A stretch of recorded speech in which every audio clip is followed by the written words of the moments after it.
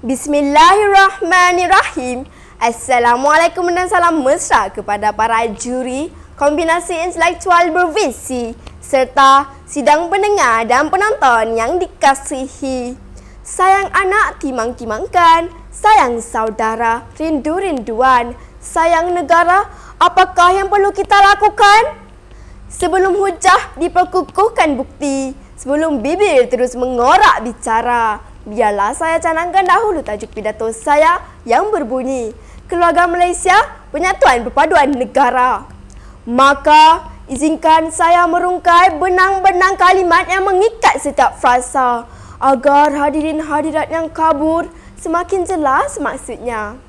Hadirin hadirat sekalian, mengikutkan muzawan edisi terbaru, perpaduan bermaksud bergabung menjadi satu atau dalam kata lain bersepakat. Keluarga pula berkaitan dengan perhubungan, persaudaraan dan pertalian antara sesama manusia. Jadi, keluarga dan perpaduan mempunyai satu penyatuan yang kukuh untuk negara. Bak kata pepatah, seperti aur dengan tebing.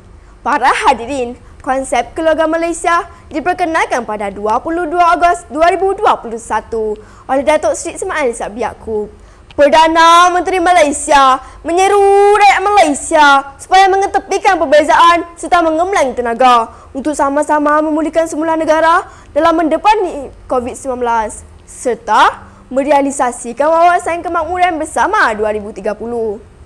Antara nilai dan ciri-ciri Keluarga Malaysia adalah keterangkuman, kebersamaan dan kesyukuran.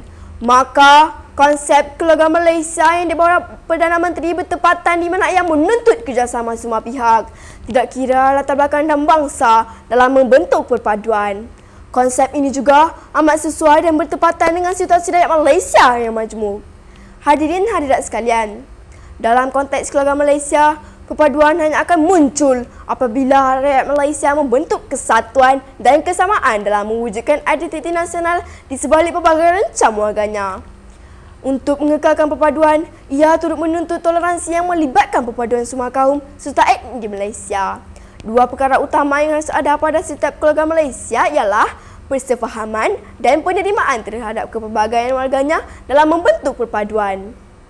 Hadirin hadirat, pada masa yang sama, sebagai keluarga Malaysia, kita harus sentiasa saling menghormati serta mengawal diri daripada membangkitkan persoalan sensitif terhadap sesuatu kaum. Perpaduan antara kaum yang sejak sekian lama terjalin menjadikan Malaysia sebagai contoh dan model terbaik negara dalam mengamalkan semangat toleransi. Elemen perpaduan ini menjadi teras bagi negara kita yang rakyatnya terdiri daripada pelbagai kaum dengan perbezaan agama, budaya dan tradisi, bagi memastikan kelangsungan negara yang aman, makmur dan harmoni. Ibarat sebuah keluarga, kebahagiaan dan keharmonian hanya akan lahir apabila setiap ahli keluarga itu bersepakat dan bersatu padu. Para hadirin, perpaduan negara merupakan matlamat amat penting dalam setiap dasar yang dilaksanakan oleh kerajaan, sama ada dalam bidang ekonomi, sosial maupun politik. Perpaduan yang wujud antara kaum amatlah penting dalam pembangunan dan pentadbiran negara kerana ia merupakan asas untuk mengekal dan mempertahankan kebebasan sebagai sebuah negara yang merdeka dan berdaulat. Sekaligus, tahap pencapaian ekonomi dapat dipertingkatkan supaya taraf hidup rakyat akan pertama maju dengan adanya suasana politik yang stabil. Hadirin hadirat sekalian, konklusinya, sebagai keluarga Malaysia, perpaduan rakyat menjadi teras dalam dasar hidup bermasyarakat negara ini. Perpaduan negara ini adalah tanggungjawab kita bersama. Oleh itu, kita harus sentiasa bersatu padu dan hidup dalam harmoni sebagai keluarga Malaysia. Akhir kata, demi rakyat negara tercinta, perpaduan tonggak keluarga Malaysia. Sekian, terima kasih.